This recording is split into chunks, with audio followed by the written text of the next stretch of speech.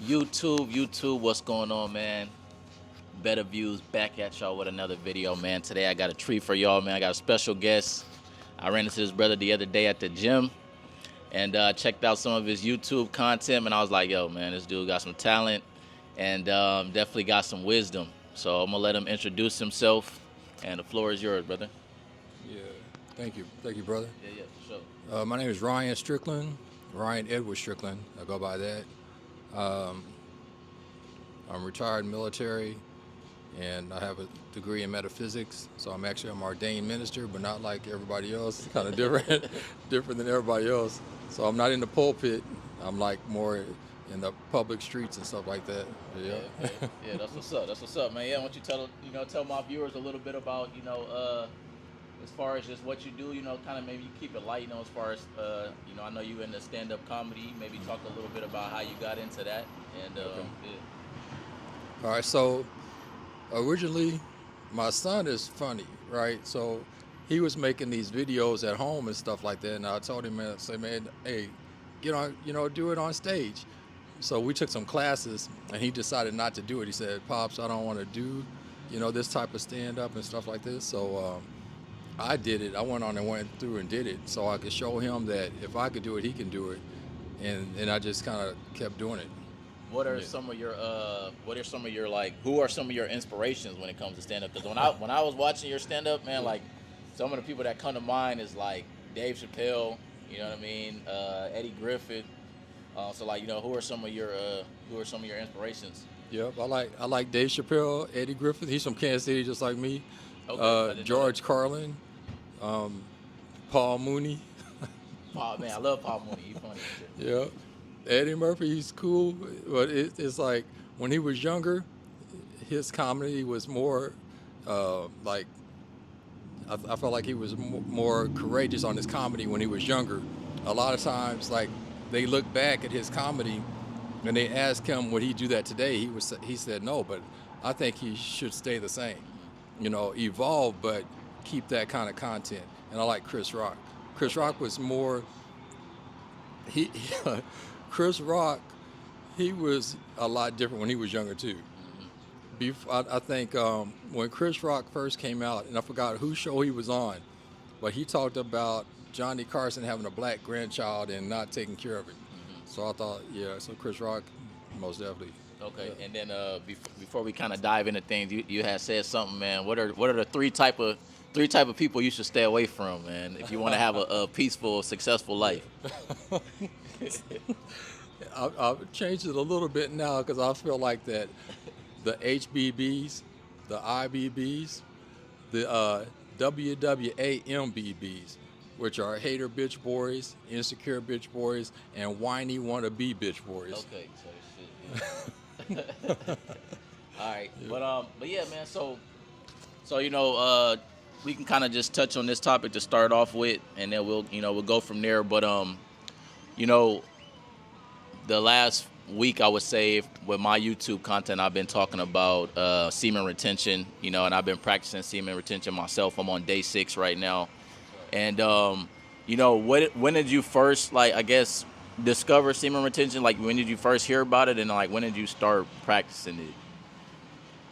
I first heard about semen retention when I was in when I first went to college. Actually, and I graduated high school in '87. Went to the fall of '87. I went to college, and I started studying the Asians, their beliefs. So I started back then. Yeah, and I was an athlete, so it helped me out a lot. Not Now, re- do you feel like, as far as when you're somebody who's practicing semen retention and somebody who's not, okay, and we talk about, you mentioned insecure men and shit like that. Do you feel like when a man is constantly depleting himself, that he is more likely to be insecure? Yes, I would agree with that. For the simple fact that it drains your energy, it takes your frequency down. So yes, you're not able to be at your full potential when you're releasing your energy like that. Okay. Yeah, for sure. I would agree. When when you're constantly depleting yourself, it's even like even eye contact can be a thing. It's like somebody that can't look you in the eyes. It's like that could be like a tell sign that this person maybe has a problem with masturbation or something like that. Would you agree? Yeah, I most definitely agree with that. A lot of people don't get that though. So it's like for sure, it's like right now for myself even, man, I haven't been intimate in quite a few months, right? So, and I'm good with that because I know, like I said, every day when I go to the gym, it's like every week I'm stronger than I was before. Because like even like that, there's a machine at the gym right now. It's a single leg press. I could do 9 plates Yeah, individually. I seen that. I seen Yeah, that yesterday. with no problem. I Yeah, seen so you had yeah. some real weight on there. But yeah, man. So what other things did you kind of want to dive into? I know you have written some things down, and so we can kind of get into that. Okay. So you had asked me about advice would I give a 33-year-old if I had been more spiritual and more focused on my ability, and not I kind of like was real relaxed about my ability. People were saying, "Oh, he's good, he's good, he's good," but I didn't have the guidance on that either. My sophomore year in high school, I was like, I made the basketball team, right? And out of the people that tried in the area, it was me and another person that made the basketball team. So when I seen the coach had separated the group, the people that didn't have the skills to play, and then me. And then I could see the disappointment and hurt in his eyes that he couldn't let me play because my grades wasn't up to par. And at that point, I made up my mind that I would never let someone be in control of something that I'm actually in control of. So that year, I brought my grades up and I ran track in Columbia Hickman High School. And then the rest of the year, so I would most definitely had changed the part about being more focused and not worrying about the negative things I went through, but the more positive things I went through. And then as I got older in life, I would have went to college instead of the military because I wanted to be a doctor, and I would have did that. Wouldn't have had any children with a woman that had kids by 2 different people. I think that a lot of times my mother was a single mom, and then my dad married her with 4 kids. But I still don't feel like that parents or the mother should tell their sons that it's a package deal. Because a lot of times as men, we're quick to do that. We're quick to accept other people's kids Yeah. and a woman with kids, but they're not always quick to do that with us. Yeah. And I think that if it's going to be like that, it should be both sides and not just a double standard. So I would not have had children with a woman that had 2 kids by 2 other people, and that she wasn't raising her kids at the time. When we got together and she got pregnant with our child, my first child, but her third, I'm the one that wanted to go get her kids so we can be a family. But I caught a lot of repercussions for that. Her stepdad and her mom was pissed that I came and got the kids. But that I felt like that was weird. So again, yeah, I wouldn't do that. Okay. And then as far as just like, you know, I think nowadays a lot of men, and I've been guilty of this at times as well too.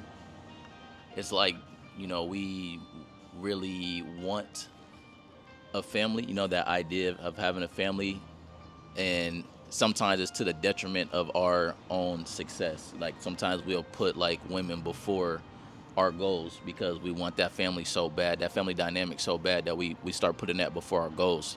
And then maybe we meet a girl, and then our our work starts to slip because we're so focused on trying to make sure that this girl is happy and that she stays.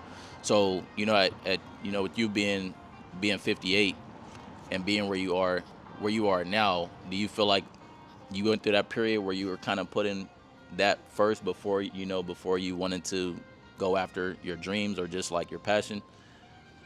Yeah. Yes, I think so.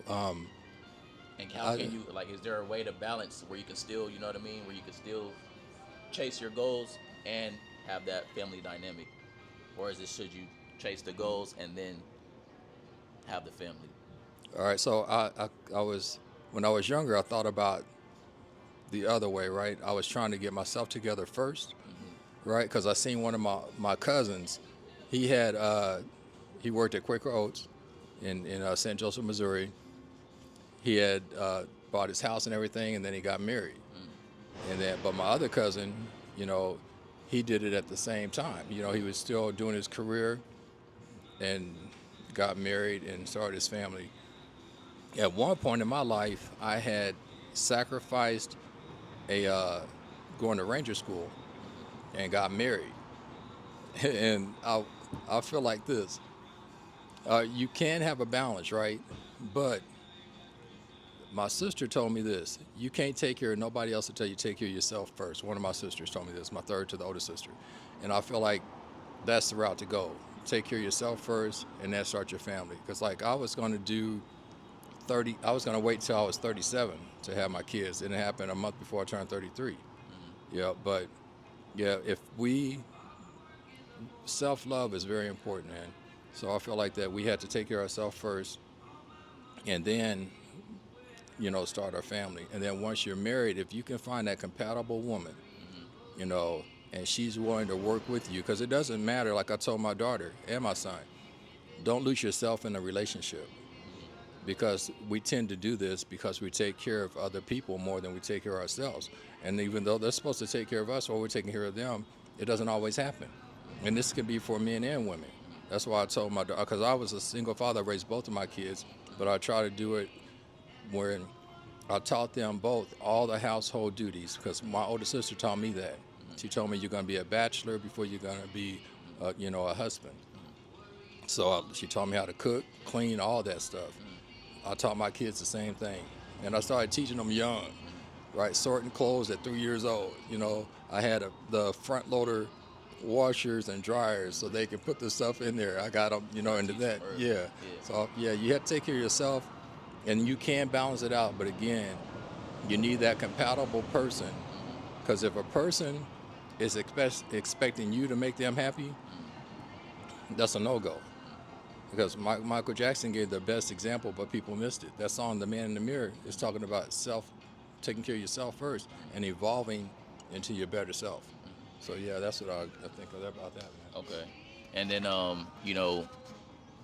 the dynamic, you talking about find somebody that you're compatible with, and so when you have the family dynamic, and then as a man, and when it comes to other women, you know what I mean, at that point, are you just completely, that's just a aspect in your life, you just block all the other women out, or is that something that you like, being I don't know if you're married, or just far as just being in a committed relationship with somebody, and then years go down the line, and now this is like the woman that you're going to spend the rest of your life with, you know what I mean, are you still like, are you just blocking out all other women? Like, how is, you know what I mean? Because that's the part where I'll be like struggling with, where I'm just like, damn, I'm supposed to just pick one girl and that's it, you know what I mean? Like, this is the one I'm choosing, and like now that whole, I just gotta block all that out now, and I'm just zoned and locked in on this one woman. Like, can you talk to that? Yeah. So as for me, I can do it, brother, for real. I can, when I'm with one woman, I'm good. You know, I dated this one sister here in Arizona, and her friends told her, when he looks at you, he doesn't see nobody else. And it's like, I feel like it's easy to do that. There's people in my family, the older generation. I had a great aunt and uncle before he passed away, 67 years of marriage, and there was no problems with them as far as cheating and stuff like that. They worked good together. They got married at 14. My other, isn't it though? Yep. My other aunt and uncle, they made it 58 years before he passed away. He was a pastor, Church and God of Christ, and I stayed with them for a little bit in St. Joseph, Missouri, and then yeah. So it's like the older people in my family. I got an aunt and uncle now that my mom's last sibling. He'll be married July 3rd. All right, so 56 years. Yeah, July 3rd.